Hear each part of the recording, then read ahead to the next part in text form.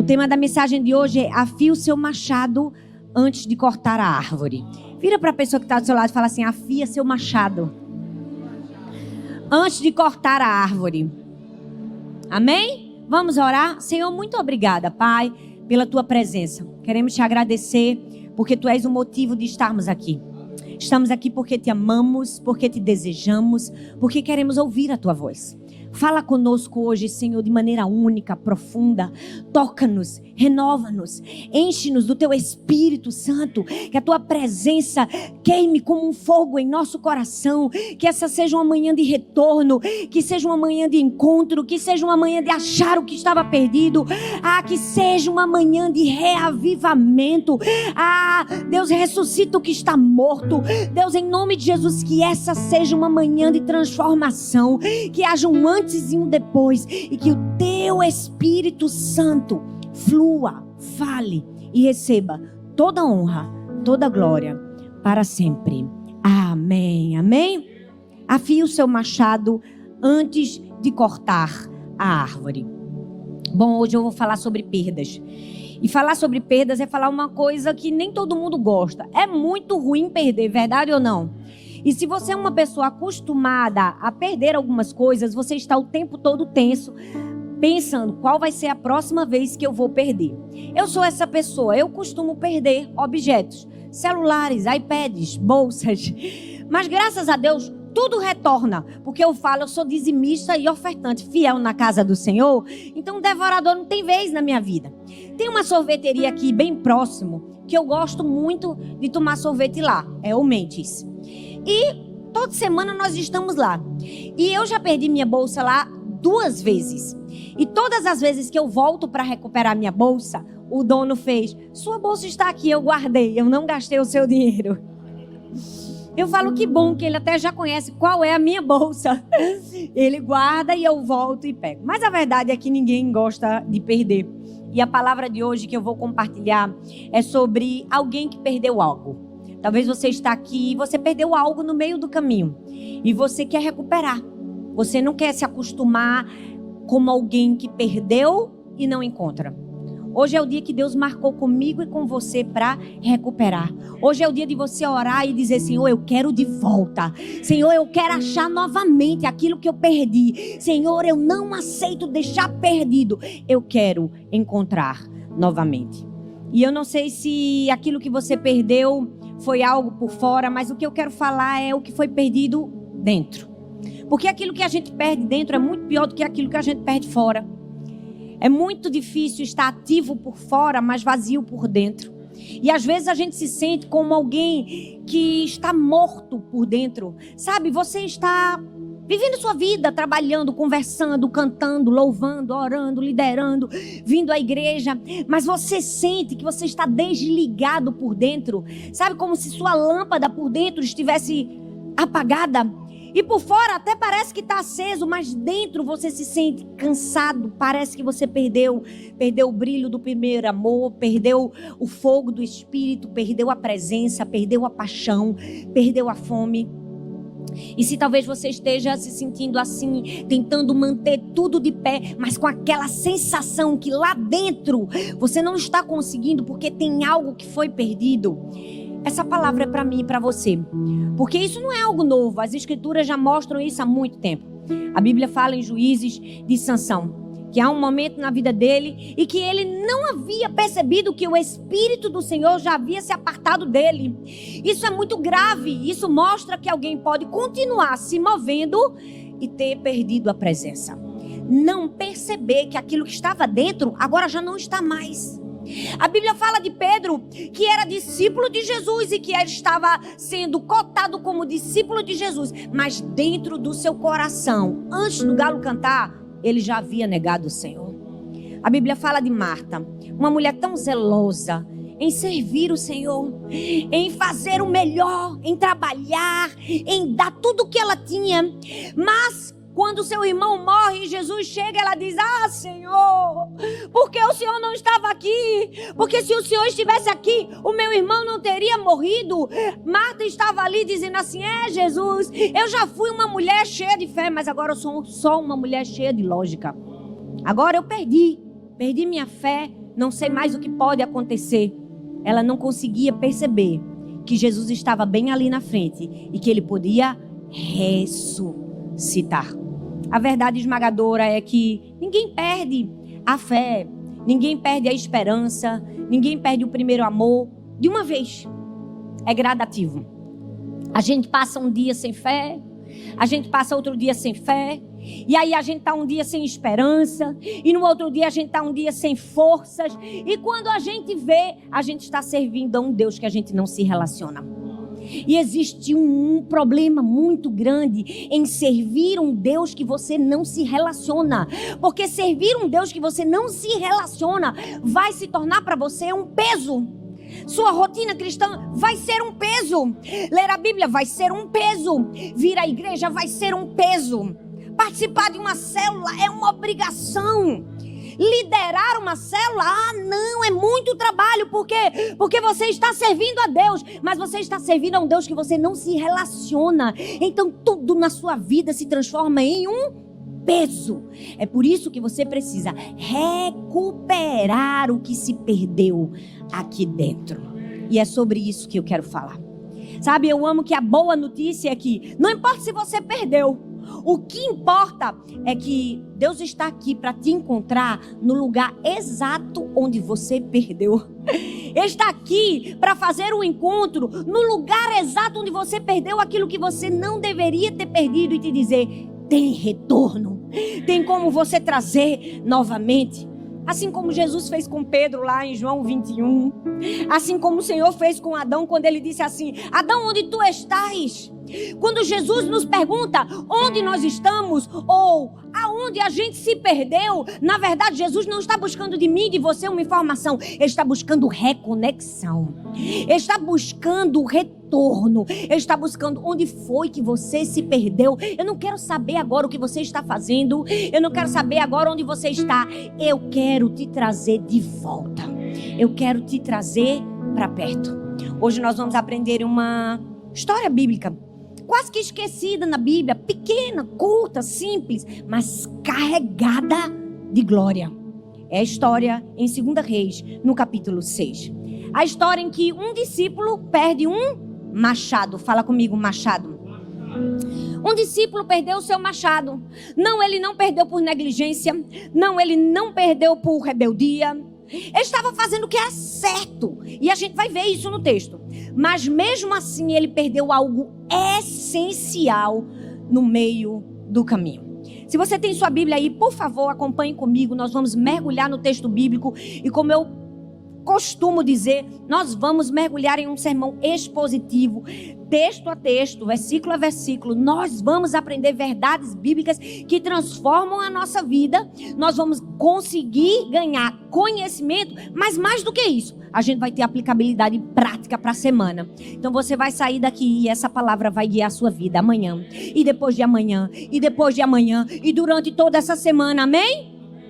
2 Reis, capítulo 6, do verso 1 ao verso 7. Diz assim: os discípulos dos profetas disseram a Eliseu: eis que o lugar que moramos com você é pequeno demais para nós. Vamos até o Jordão, tomemos de lá cada um de nós uma viga e construamos um lugar para morar. Ele respondeu: vão. Mas um deles disse: tenha bondade de ir com seus servos. Então Eliseu disse: eu irei. E foi com eles. Quando chegaram a Jordão, cortaram a madeira. E aconteceu que, enquanto um deles derrubava um tronco, o machado caiu na água. E ele gritou: ai, meu senhor, o machado era emprestado. O homem de Deus perguntou: onde caiu? E ele mostrou-lhe o lugar. Então Eliseu cortou um galho, jogou na água naquele lugar e fez o ferro flutuar. Então disse: pegue-o. O homem estendeu a mão e o pegou. Como eu disse, esse é um texto curto, mas cheio de verdades.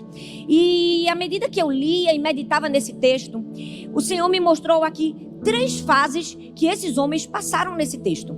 3 fases que eu e você também passamos na nossa vida espiritual, na nossa vida como um todo. E a primeira fase é a fase da expansão.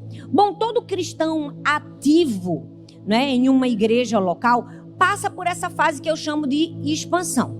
De fato, eu não deveria nem falar cristão ativo, né? Porque é algo que não deveria nem existir. Todo cristão deveria ser ativo, mas essa é uma pauta para um outro momento e uma outra pregação.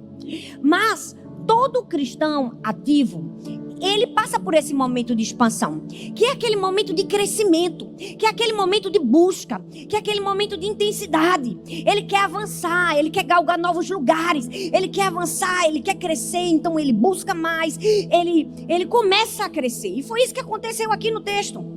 Os discípulos de Eliseu chegaram para ele e disseram assim: olha, o lugar que nós habitamos contigo está estreito, está pequeno demais. A gente precisa ir até o Jordão, pegar madeira e aumentar esse espaço. Eu gosto de gente assim, que não mostra só o problema, mostra o problema e mostra a solução. Porque dentro da igreja tá cheio de gente para mostrar o problema, verdade ou não? Tá pequeno, tá ruim, tá apertado, as pessoas estão complicadas. Mas não é esse tipo de gente que Deus está querendo levantar nos últimos dias. Deus está querendo levantar gente que diz assim, ó, tá pequeno, tá apertado, a gente tem que crescer, mas vamos lá fazer? Eu já sei o que a gente precisa fazer. De cara, a Bíblia já começa dando uma corda em mim e em você. Você é do tipo que diz assim, tá pequeno, ou do tipo que está pequeno, mas eu estou disposto a atravessar o Jordão e meter o machado, buscar uma viga e construir aquilo que é necessário. 2 Reis, capítulo 6, versículo 1, eles disseram, o lugar está estreito demais. Essa é uma expressão que nos ensina que a expansão, ela exige da gente o quê? Decisão e exige movimento. Um lugar só fica estreito, só fica apertado quando há crescimento. Porque perceba, o lugar era o mesmo. Mas por que estava estreito? Por que estava apertado? Porque os discípulos começaram a crescer. E toda vez que há crescimento, a estrutura às vezes não comporta mais. A estrutura precisa crescer. A estrutura precisa avançar. Nós passamos essa semana toda resolvendo um problema como esse. Porque nós temos 2 igrejas do amor lá no Brasil que elas estão crescendo tanto que a estrutura não comporta mais. A gente está precisando achar um outro lugar ou aumentar o lugar que está. Então, sempre que existe crescimento, o espaço precisa ser revisto. A estrutura precisa aumentar, a mente precisa expandir, o espírito precisa expandir, o coração tem que estar mais cheio. Mas sabe, muitas pessoas não estão dispostas à expansão. Porque quando eles disseram assim, tá pequeno, precisa crescer. Aí o que é que Eliseu disse? Vá até o Jordão. Cada um de vocês traga uma viga e vamos construir algo maior. Fala comigo, maior. Para construir algo maior exige crescimento. E crescimento exige movimento, exige decisão. Talvez aquilo que era suficiente para você ontem, hoje está claustrofóbico. Talvez aquilo que para você servia ontem, hoje já não serve mais. Aquilo que era bom ontem, confortável ontem, hoje já está apertado. Por quê? Porque você começou a crescer. A Bíblia está recheada de histórias. Antes o tabernáculo carregava a presença e ali estava funcionando, estava tudo bem. Mas tem uma hora que as pessoas se movem do tabernáculo para o quê? Para o templo do Senhor. A Bíblia fala da tenda de Abraão. O que Deus tinha para ele era tão grande que ele disse assim, Abraão, você vai ter que sair da sua tenda, você vai ter que olhar para o céu e enxergar as estrelas para perceber aquilo que eu tenho para você. Quando nós começamos a crescer, a mente da gente precisa expandir, a visão da gente precisa expandir, a estrutura precisa expandir, e Deus vai fazer alguma coisa para mostrar para a gente que a gente vai ter que afiar o martelo. A Arca de Noé foi maravilhosa, gigantesca e muito útil para o momento que Deus iria mandar chuva. Mas Noé não ficou morando na arca para sempre. Quando as chuvas cessaram, quando as águas baixaram, Noé saiu da arca. Tem muita gente dentro da arca, dentro de uma estrutura. Por quê? Porque não está crescendo. Ei, Deus nos chamou para o avanço, Deus nos chamou para a expansão, Deus nos chamou para o crescimento. Mas a gente só vai conseguir romper se a gente decidir sair. O problema é que tem muita gente que prefere suportar o aperto do que ter que lidar com o corte. Tem gente que prefere suportar o lugarzinho apertado do que sair para cortar madeira. Porque cortar madeira, vamos falar uma coisa, dá trabalho, tem que suar, tem que atravessar o Jordão. Mas a minha pergunta é, vale a pena você, ao invés de ficar chorando e sofrendo porque o lugar está apertado, se anular porque você não está fazendo nada? Deixa eu te dizer algo. Deus quer nos levar a um nível de expansão e de crescimento, mas vai exigir de mim e de você sair da cadeirinha confortável, sair do lugarzinho que está apertadinho e você está achando até bom que está confortável para você ali, você não se move muito, e sair do seu lugar, atravessar o Jordão, quebrar madeira, fazer o que for necessário. Todo mundo passa por um momento de expansão, de crescimento. E sabe, a expansão é esse lugar que vai preparando a gente, é esse lugar que vai colocando a gente em movimento, vai nos treinando, vai nos forjando. Mas a expansão também é um lugar maravilhoso. É o lugar que identifica para mim e para você quem são os guerreiros do nosso lado e quem são aqueles que estão apenas só para segurar a nossa bolsa. Porque o texto diz assim, ó, ele respondeu, vão. O profeta Eliseu disse assim para ele, pode ir. Vocês estão liberados para ir. Mas um disse assim, tenha bondade de ir conosco. Tenha bondade de ir com esses teus servos. E o que é que Eliseu responde? Eliseu diz, tá bom, eu irei. Eu irei com vocês. Que coisa linda é ver uma pessoa que não queria somente a bênção do profeta, mas queria a presença do profeta. Muitas pessoas querem a bênção dos outros, mas não querem a presença. Muitas pessoas querem o favor de Deus, mas não querem a presença de Deus. Muitas pessoas até querem o benefício que o outro pode dar, mas não quer a dor de ter que carregar e caminhar junto e experimentar as mesmas lides, experimentar as mesmas guerras. Ele disse assim, a gente precisa que você venha. Profeta, a gente precisa que você esteja do nosso lado.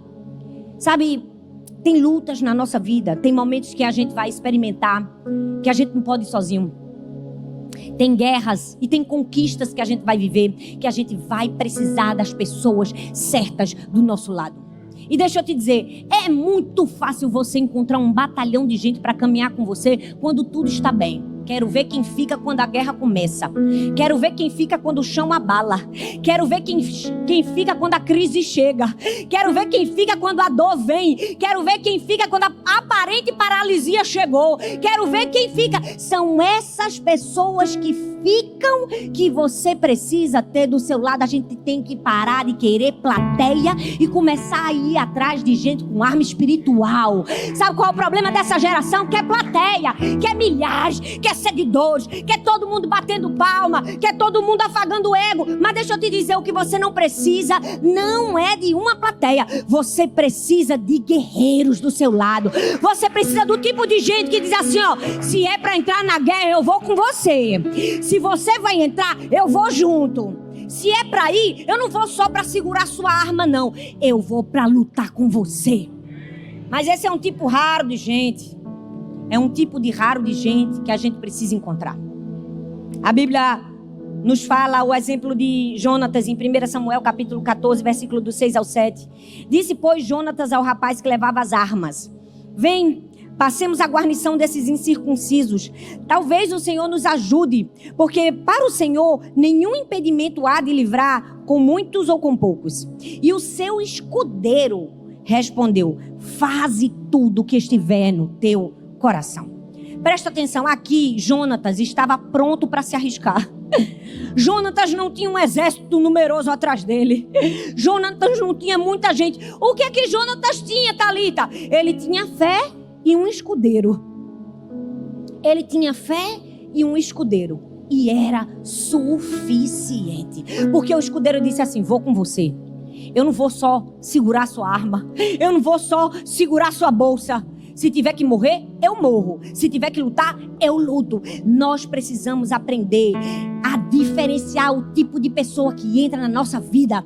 Porque a maioria das pessoas até está disposta a carregar sua bolsa, a sair na foto, a aparecer na selfie, postar na rede social que é seu amigo. Mas na hora da guerra, quem fica é quem está disposto a dizer, se for para ir para a batalha, eu vou junto com você. Existe uma diferença muito grande. Entenda, muito grande em alguém abraçar e segurar a sua bagagem e segurar a sua missão. Tem muita gente que segura a sua bagagem, mas tem pouca gente para te ajudar a segurar a sua missão. Tem muita gente do seu lado, pouca gente por você. Você tem que começar a identificar quem está disposto a não somente segurar a sua bagagem, mas segurar a sua missão. Porque segurar a bagagem, qualquer um segura. Tirar foto, qualquer um tira. Falar que é amigo, qualquer um faz. Quero ver dobrar o joelho, quero ver clamar, quero ver jejuar, quero ver te defender, quero ver se posicionar. Quero ver dizer assim, ó, aqui não, ó. Se bater nele, bate em mim. Se falar mal, não vai ter minha presença. Nós precisamos de gente que não se acovarda, gente que se posiciona do nosso lado, gente que é leal, gente que é íntegro, gente que é guerreiro de verdade. Judas estava lá carregando a bolsa. Carregava a bolsa, mas não carregava a missão. Verdade ou não? Carregava a sacolinha, mas não carregava a missão. Estava bem pertinho de Jesus, mas não era por ele. Tem gente que está perto de você, mas não é por você. Deus está levantando um exército de pessoas que está perto, mas que é que está do lado, mas que está disposto a entrar na guerra. É gente desse tipo que vai nos ajudar a expandir. Quem são os que estão com você? Avalie bem. Tenha discernimento. Só pode ser seu escudeiro aquele que na hora de cortar a lenha levantou o machado. Só pode ser seu escudeiro aquele que na hora da reconstrução levantou e cruzou o Jordão. O que se acovardou, o que voltou atrás, quando tudo parecia bem, apertou, eu saio daqui. Com pouca gente, sem estrutura, tão bonito, tenho paciência não. Só se tivesse muito glamour e muita beleza e milhões de pessoas. O reino de Deus não é feito com glamour. Pode até ter muitas pessoas e Deus pode até mandar muitas pessoas. Mas se tiver uma pessoa, nós vamos fazer por uma pessoa. Se tiver uma alma, nós vamos pregar para uma alma. Porque esse é o verdadeiro evangelho. Esses dias eu fui jantar na casa de um irmão aqui da igreja. Ele disse, pastora, eu fiquei tão constrangida. Porque no culto de mulheres eu vi a senhora pregando para tão pouquinhas. Tinha umas 40. E eu fui no Teatro Positivo, lá em Curitiba, vi a senhora pregando lá 6.000 pessoas. Eu disse, meu querido, entenda uma coisa. Quando a gente carrega a mensagem do evangelho e a missão, é 1 ou 2 ou 3. Eu comecei com nenhum. Aí daqui a pouco Jesus me deu Sara, era a minha primeira discípula, que ouvia minhas pregações. Depois veio Laura. Depois veio a Helena. Só em casa eu tenho 4. Quer mais o quê? Eu já estou em maioria, rapaz. Eu tenho uma geração poderosa na terra que vai falar e o legado vai ecoar por toda a eternidade. Encontre pessoas que não serão companhia do seu lado, mas que serão aliança. No momento de expansão, a gente não precisa de companhia, a gente precisa de aliança. Sabe, eu tenho orado para Deus e tenho dito assim, Senhor, me ajude. Me dê conexões alinhadas ao meu propósito, não à minha visibilidade. Me dê conexões alinhadas à minha missão, não ao que o exterior aparenta. Porque sabe, os verdadeiros guerreiros nem sempre fazem muito barulho, nem sempre fazem muito alarde, mas sempre fazem a diferença na nossa vida.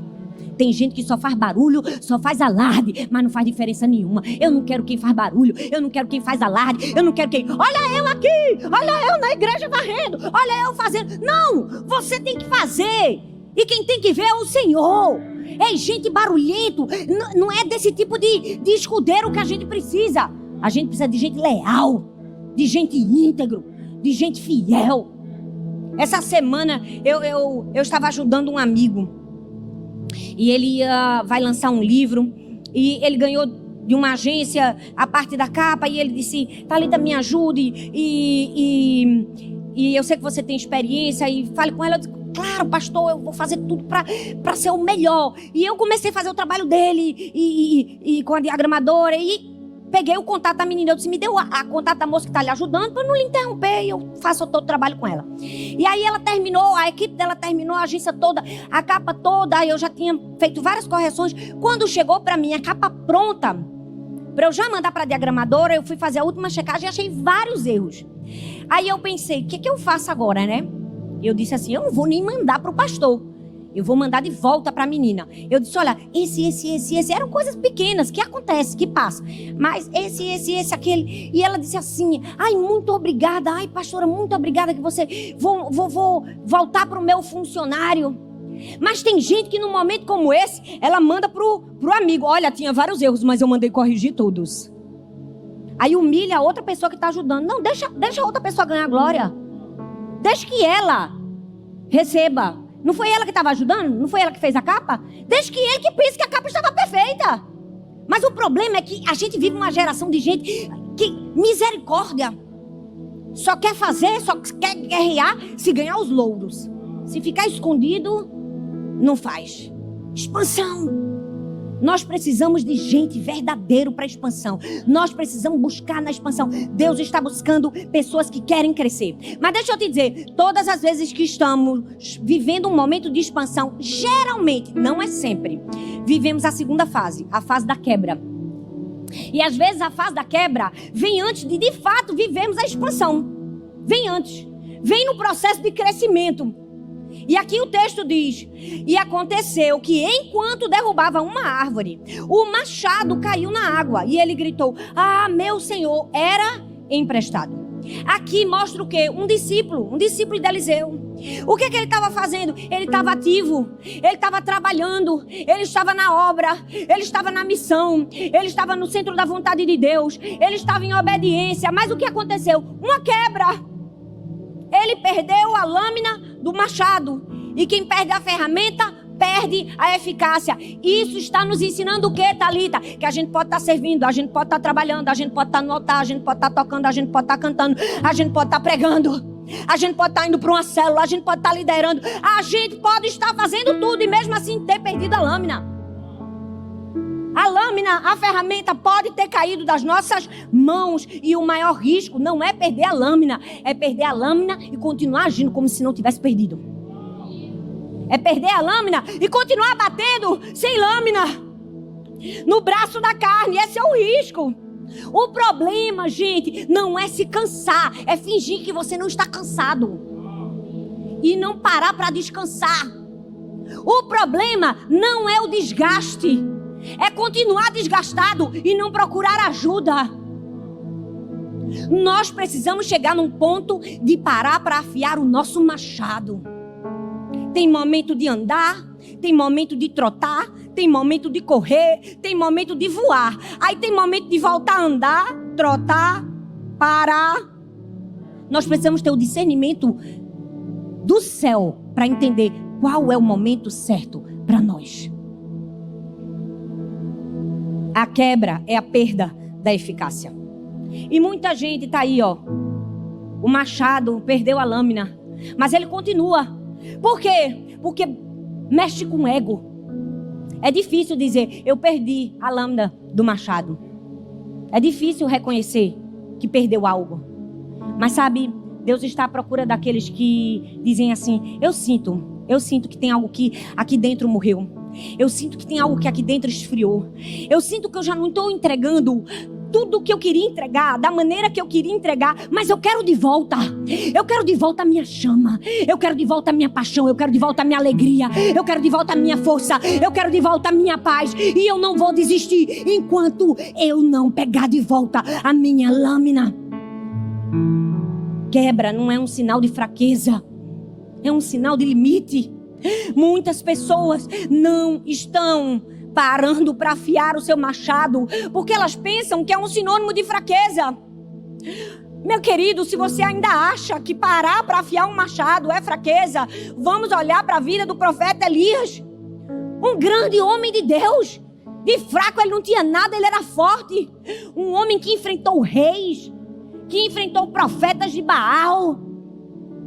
Um homem que chamou fogo do céu. Mas chegou um momento da vida dele que ele não viveu fraqueza, ele viveu limite. E no limite ele entrou numa caverna e disse assim: Deus, basta, eu já não aguento mais, tira a minha vida. E a gente pensa que Deus vai retrucar com: você que era um homem forte, Cadê sua coragem? Foi isso que Deus fez? Não. Deus não cobra. Deus não grita. Deus manda um anjo. E o anjo não vem com uma profecia. O anjo traz o quê? Pão. O anjo traz descanso. O anjo traz alívio. O anjo diz assim: Elias, come, Elias. Descansa, Elias. Afia teu machado, Elias. Sabe por quê? Porque você não parou não, Elias. Você só está no seu limite. Você vai recobrar suas forças e você vai voltar inteiro para a guerra. Deus está falando com pessoas aqui que pensaram que morreram, que pensaram que perderam a unção, pensaram que perderam o chamado, perderam a família, perderam a fé, perderam a força. Deus está dizendo: não perdeu foi nada. Você está apenas afiando o seu machado. Você está somente comendo um pouco mais. Você está recobrando as suas forças para voltar inteiro para a guerra. Talvez tudo que você precisa é uma pausa, é um pãozinho fresco do céu, é o toque do anjo. E você precisa reconhecer que existem momentos assim na nossa jornada. Para você estar o quê? Estar inteiro. Porque existe uma diferença entre estar presente e estar inteiro. E sabe quem sabe bem essa diferença? Quem é pai e mãe. O filho vai fazer uma apresentação na escola. Antes eles querem fazer a apresentação pra gente, verdade ou não? A gente tem que ouvir aquela apresentação 1 milhão de vezes. Na minha casa é assim. Eu chego a decorar as falas. Mas eu não posso só estar presente, ouvindo. Eu não posso só sentar no sofá e ouvir. Eu tenho que estar o quê? Inteira. Porque se eu não fizer as reações adequadas, se ela não vê que eu estou prestando atenção, mãe, você não está aqui mais. Não, mãe, não vou fazer não, vou fazer de novo. Até que eu esteja inteira. Deixa eu te dizer algo. Às vezes, para você estar inteira em algo, você vai precisar afiar o seu machado. Porque senão, você não vai ter força. Você vai estar só presente. E só presente não muda nada. A gente precisa estar inteiro.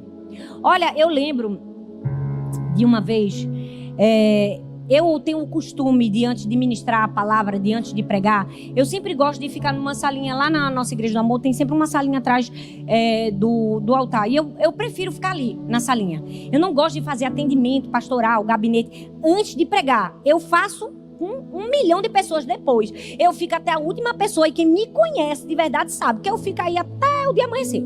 Agora, antes eu não gosto. Por quê? Porque às vezes uma palavra que uma pessoa disse, um problema que ela me trouxe, não me deixa chegar na pregação por inteiro. Então, eu gosto do tempo de afiar o machado. Não que o tempo de afiar o machado seja somente momentos antes, entendam. São semanas, meses, anos antes. Mas, 1 hora antes, eu gosto de afiar. Eu gosto da quietude. Inclusive, nós ensinamos aos nossos pastores isso na equipe. Esteja apartado, esteja em silêncio antes de ministrar a palavra. O marido que não vai pregar, atende a esposa, atende e assim por diante. E aí tem sempre alguém para dizer assim: por que a pastora, outra vez uma pessoa diz assim, por que a pastora, quando ela vai pregar, ela fica numa sala atrás e chega na hora do louvor? Por que ela não fica no meio das pessoas? É uma nave da Xuxa que tem ali atrás para sair? Quem não afia o machado nem é digno da explicação. Deixa eu te dizer, não deixe de afiar seu machado porque alguém criticou. Tem gente que nem machado na mão tem. Afie seu machado. Às vezes eu tenho que dizer: irmã, eu não estou fazendo nada não, eu só estou afiando meu machado ali. Eu estou ali num lugar de quebrantamento e de dependência, dizendo: Senhor, se o Senhor não for comigo, não deixa nem eu subir. E às vezes uma palavra de uma pessoa, como aqui você acabou de dizer, pode me deixar somente na presença e não por inteiro. Não é sinal de fraqueza, é sinal de limite. E o maior sinal de maturidade espiritual não é nunca perder a lâmina. É quando perder, reconhecer que perdeu, interromper o processo e buscar renovação. Mas sabe, tem algo que a gente precisa ter muito cuidado na fase da quebra. É porque a fase da quebra, ela pode ser produzida por pressa. Fala comigo, pressa. Eclesiastes 10:10 diz assim: o ferro está embotado e não se afia a sua lâmina. É preciso redobrar a força, mas a sabedoria traz êxito. A Bíblia, gente, olha bem para mim, ela não condena o trabalho duro. Trabalhe duro. Eu trabalho duro. A Bíblia não condena trabalho duro. A Bíblia condena trabalho impensado, apressado, sem direcionamento, sem oração. A Bíblia condena gente que está com pressa. Gente que faz muito, não para nada e não afia nunca. Você pode trabalhar muito, você pode fazer muito e você pode fazer grandes coisas para o Senhor. Lembrando de afiar sempre. Afiar sempre. A pressa não deixa afiado. E tem muita gente que está aí, ó, morrendo, porque está batendo com um martelo embotado. Mas a sabedoria traz êxito. Tem uma frase de Abraham Lincoln, que foi o 16º presidente norte-americano, que ele disse assim, ó: se eu tivesse 6 horas para cortar uma árvore, eu gastaria 4 horas afiando o machado. Uau! E essa é uma frase célebre dele, que fala sobre estratégia.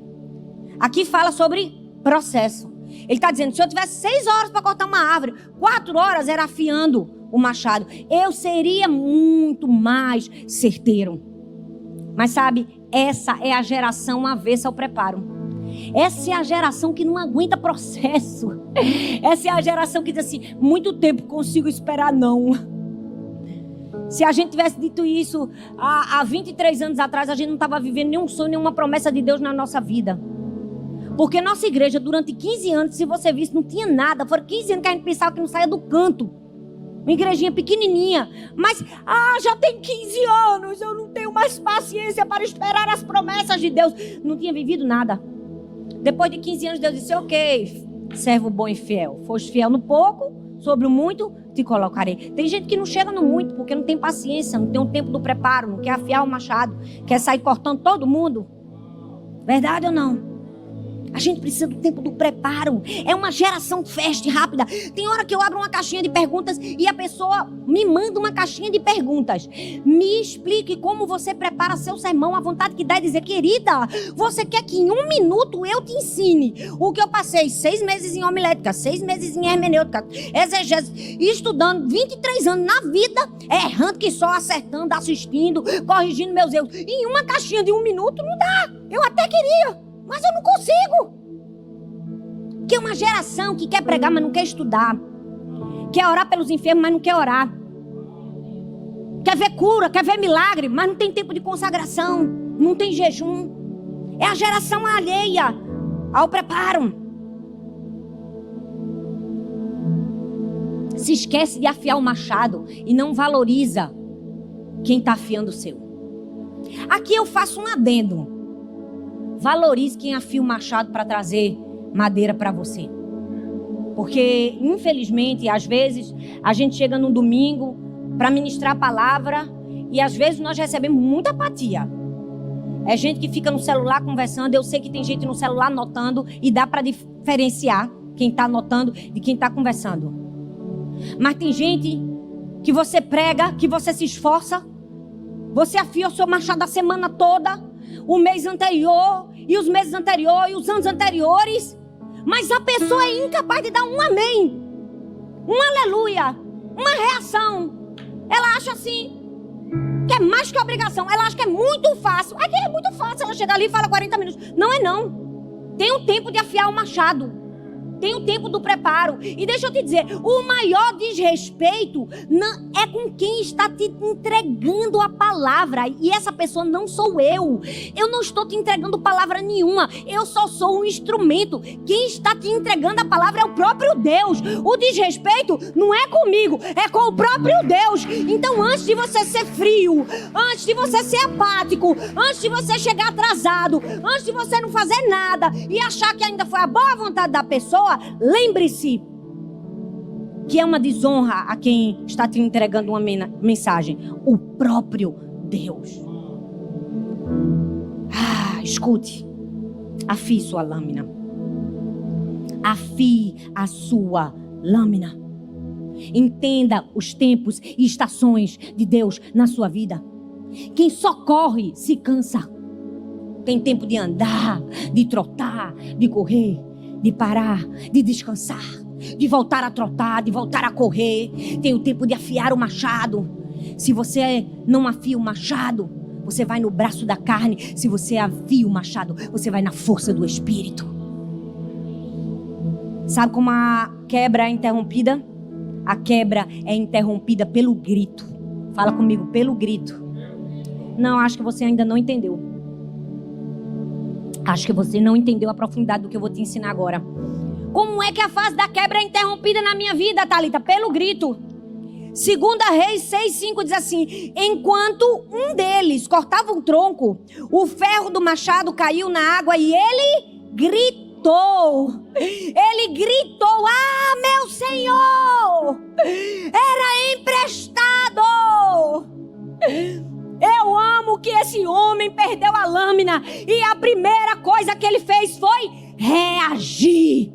Ele gritou: eu perdi, eu perdi. Ele não ficou continuando o serviço como se nada tivesse acontecendo, não. Ele levou a sério a perda. Ei, Deus está perguntando para mim e para você: você está levando a sério a sua perda?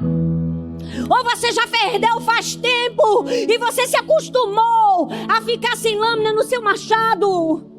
Ele gritou. A pior coisa não é perder o machado, é perder e continuar acostumado que perdeu sem gritar, sem se incomodar, sem sentir a dor, sem sentir o peso. A pior coisa que você pode querer fazer na sua vida é querer mudar todas as pessoas e não querer mudar a si mesmo. É querer achar que todo mundo perdeu quando o seu já não está mais com você há muito tempo. Ele gritou, mas ele não gritou dizendo: não é culpa minha, escorregou. Ele não colocou a culpa no rio. Não, ele disse assim: eu perdi. E Deus está dizendo para mim e para você hoje: se você perdeu alguma coisa, grite. Grite não para chamar atenção, mas grite para ativar os céus. Grite para ativar o Espírito de dizer: eu perdi, Senhor. Eu perdi o fogo, eu quero de volta. Eu perdi a alegria, eu quero de volta. Eu perdi a paz, eu quero de volta. Eu perdi a presença, eu quero de volta. Não saia daqui sem gritar. Não saia daqui até ter o seu machado na sua mão novamente. A quebra é interrompida por um grito, por um clamor, por um incômodo, por uma inquietação. Nós estamos aqui não é porque a gente queria morar nos Estados Unidos. Nós estamos aqui por uma inquietação, porque nós passamos anos na mesma igreja local e ela cresceu e cresceu e cresceu e ficou tão bom lá, ficou tão confortável lá. Tava tudo pronto lá, eu tinha tudo lá, eu tinha gente lá, eu tinha preparo lá, eu tinha tudo. Até que tem um momento na nossa vida que a gente olha e a gente diz assim: não dá para ficar só aqui, tem que expandir. E a gente começou expandindo ali perto, vai para Abreu, vai para Camaragibe, Pernambuco. Daqui a pouco vamos expandir para São Paulo, vamos para Mogi e agora vamos para as nações. Um incômodo, um grito. Se o grito sai de dentro de você, algo errado está. Um grito pode mudar tudo e te levar à terceira e última fase. A fase da renovação. Eu vou te explicar porque eu dei esse nome dessa última fase da renovação. Isaías 40, versículo 31 diz assim: mas os que esperam no Senhor renovarão as suas forças, subirão como asas, como águias, correrão e não se cansarão, caminharão e não se fatigarão. Não sei se você sabe, mas de todas as aves, a águia é a que tem a expectativa de vida maior, comprovada cientificamente. Ela é capaz de viver de 70 a 80 anos de vida. Mas tem um momento crucial na jornada da águia. É aquele momento em que ela percebe que ela ainda é águia. Ela tem DNA de águia. Ela tem visão de águia. Ela ainda tem asas. Mas ela já não consegue chegar em lugares que antes ela chegava. Ela já não consegue agarrar como ela agarrava. Porque agora suas garras estão curvadas. Porque agora suas penas estão pesadas. O seu bico está pendendo para frente. E aí, quando ela faz 40 anos de vida, ela vai ter que ter uma escolha. Ou ela se rende à decadência, ou ela decide passar por um processo doloroso de renovação. O que é que essa águia faz? Ela voa. Ela voa até o alto de uma montanha. E lá no alto de uma montanha, sozinha, ela começa o processo de renovação. Ela arranca todas as suas penas. Ela arranca todas as suas garras. Ela arranca o seu bico e espera crescer tudo novamente para conseguir continuar fazendo voos ainda maiores. O que é isso? É o processo de renovação depois da quebra. O texto continua, 2 Reis 6:6. O homem de Deus perguntou. Ele disse: onde caiu? E ele lhe mostrou o lugar. Olha bem para mim. O processo de renovação chega para todos nós. Graças a Deus por isso. Porque o processo da quebra é doloroso. É duro, verdade ou não? Mas deixa eu te dizer, o processo de renovação exige discernimento. Discernimento. Você vai ter que entender que tem processos da sua vida que você não pode compartilhar com qualquer pessoa. Tem lutos que você vive que você não pode contar para quem tem só opinião. Você tem que contar para quem tem revelação. Tem dores na sua vida que você só abre para quem é capaz de fazer o machado flutuar. Aquele homem não foi contar para os amigos. Não. Ele foi na pessoa certa. Você vai precisar ter discernimento. Eu amo a história da mulher sunamita. O filho dela morreu. O filho dela morreu. Tem dor maior do que a morte de um filho? Não tem. Eu vivi essa dor. Eu posso dizer a você. É a maior dor que uma mulher pode enfrentar. O filho morreu. No meio do caminho ela se encontra com quem? Geazi.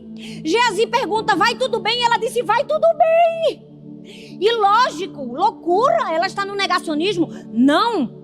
Ela está guardando o segredo para quem tem autoridade de fazer ressurgir. Ela sabia que Geazi estava próximo do profeta, mas não tinha autoridade do profeta. Ela não queria perder tempo falando o seu problema para quem não podia resolver. Ela gastou toda a sua energia para ir naquela pessoa que podia resolver o seu problema. Tem gente aqui que está ferido, tem gente aqui que está machucado, tem gente aqui que está colocando a culpa na igreja, porque abriu o coração para Geazi. E Geazi feriu ainda mais, colocou mais peso, colocou mais culpa, colocou julgamento. E Deus está dizendo: não era com Geazi que você tinha que ter falado. Foi falar do seu problema para Geazi. Era para ter falado para o profeta. Era para ter falado para o homem de Deus. Era para ter falado com quem tem revelação. Eu não entendo como tem gente que abre a vida para fofoqueiro. Meu filho, você quer sua destruição. Eu não consigo entender quem abre a vida para quem não tem vida com Deus. Para quem você olha claramente é uma pessoa que tem um espírito crítico. Você será o próximo criticado. Deixe de ser inocente ou sem discernimento.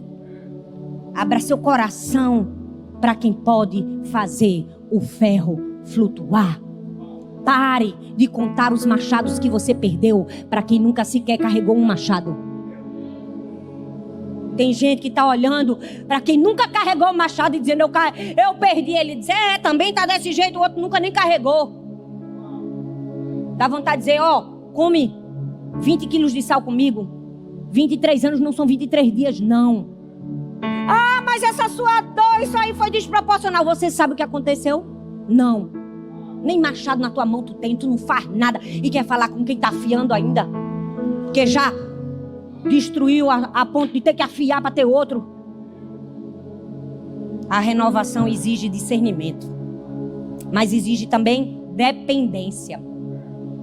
2 Reis 6:6 diz assim: o homem de Deus perguntou: onde caiu? Olha bem para o que o texto diz. O profeta perguntou o quê? Onde? Fala comigo, onde? Ele disse: onde caiu? E ele lhe mostrou o lugar. Eu estou empolgada, vocês vão me dar mais 10 minutos, tá bom? Então ele cortou um pedaço de madeira e lançou ali. E fez o ferro flutuar. Gente, na lógica, acabou. Na lógica humana, perdeu. A lâmina caiu dentro do rio. Uma lâmina pesada, quando cai no rio, faz o quê? Afunda. Na lógica humana, não tinha como retornar. Mas eu amo que com Jesus, aquilo que foi afundado pode voltar a submergir. Aquilo que foi perdido pode ser encontrado. Aquilo que ninguém acha, Ele faz flutuar. Não perca a sua esperança. Somente diga aonde caiu. Quando o profeta diz onde caiu, é Deus olhando para mim e para você e dizendo assim: onde foi que você perdeu? Vamos voltar.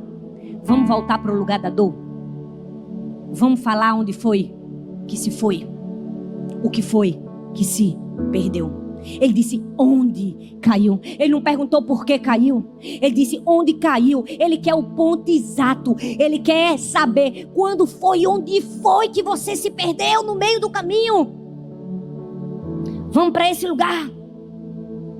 E eu amo que quando ele diz onde, o profeta joga uma madeira, a lâmina volta. Ele não deu um novo. Porque ele podia dizer: Deus, milagrosamente agora me dá um machado novo para eu entregar a este homem. Não. Deus trabalha com redenção. Ele devolve a você o que você perdeu, acrescido de experiência.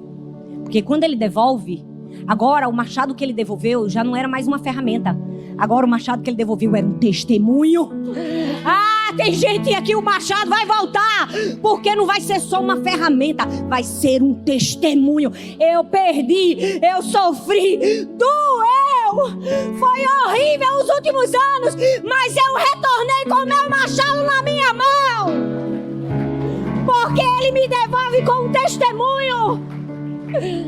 Você não consegue perceber que aquela madeira que retorna é um símbolo de redenção. Tem outra madeira que para mim e para você também é um símbolo de redenção. Foi a madeira na cruz do Calvário. Ali, onde parecia que ele tinha perdido tudo, mas ele estava ganhando para mim e para você. Ele estava ganhando nova vida. O Senhor vai perguntar aonde?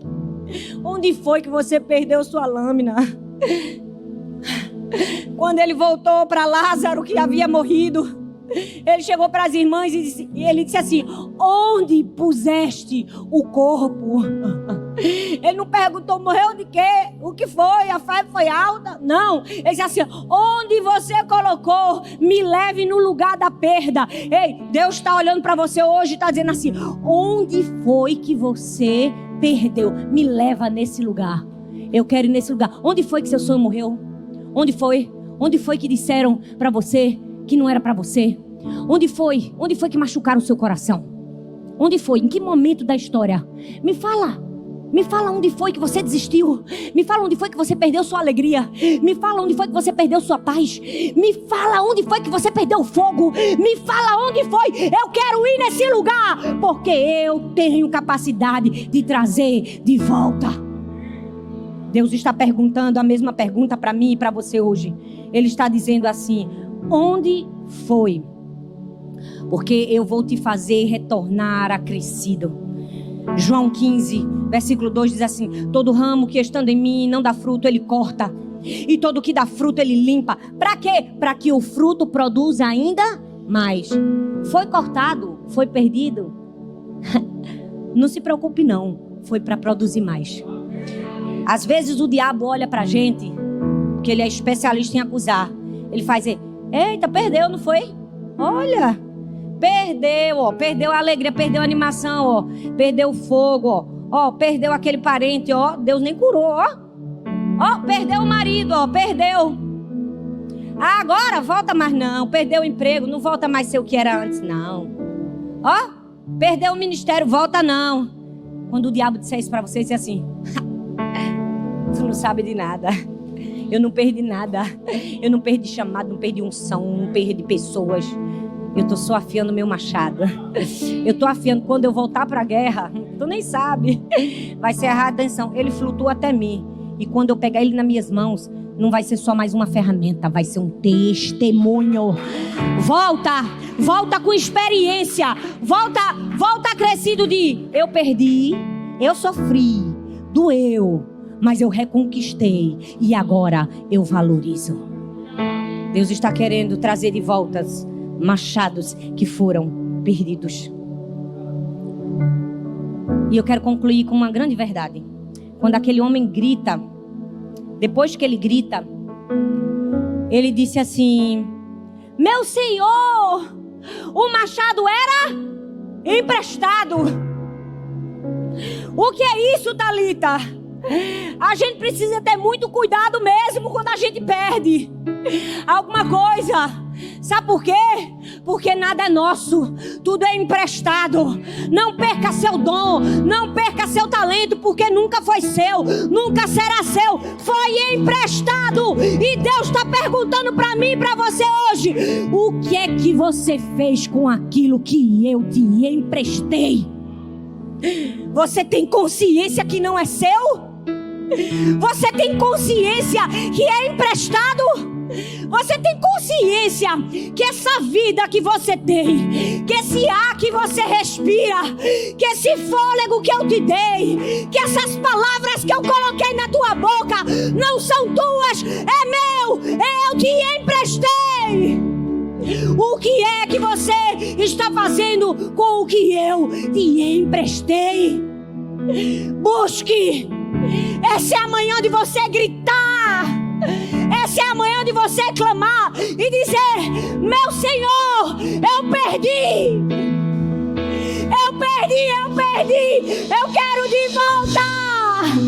Fique em pé no seu lugar.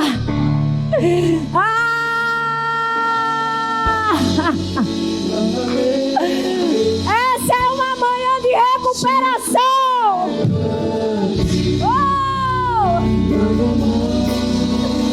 É uma manhã de recuperação. Se você quer de volta o que você perdeu, se ajoelhe no seu lugar e comece a clamar. Comece a clamar. Comece a clamar.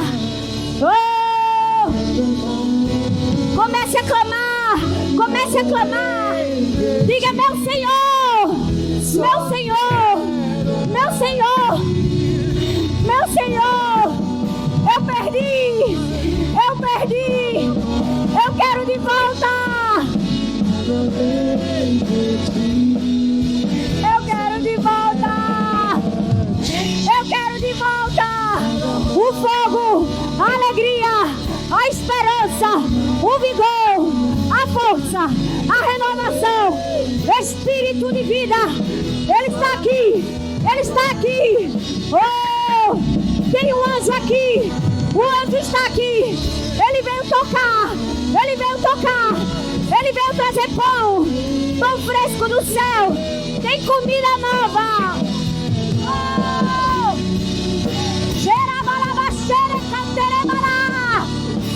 tem machado flutuando. Oh, receba de volta, receba de volta, receba de volta, receba de volta, receba, receba, receba. Oh, aquilo que foi perdido, aquilo que foi roubado, aquilo que foi usurpado de você, receba, receba, receba, receba. Abra suas mãos, abra suas mãos como ato profético e diga: eu recebo de volta, eu pego de volta, eu pego de volta o que o diabo tentou roubar de mim. Oh, xerabate, xerererei. Eu pego de volta, eu pego de volta. Eu quero meu machado na minha mão. Ninguém vai roubar o meu machado. Ninguém vai roubar o meu machado. Eu vou afiar o meu machado. Eu vou afiar o meu machado. Ou eu vou me levantar. Eu vou cortar a lenha. Eu vou suar. Eu vou trabalhar. Oi, eu estou muito feliz que você tenha chegado até aqui. Obrigada por assistir até o fim essa mensagem. Eu espero que ela tenha sido uma bênção na sua vida. Eu tenho mais um convite para você.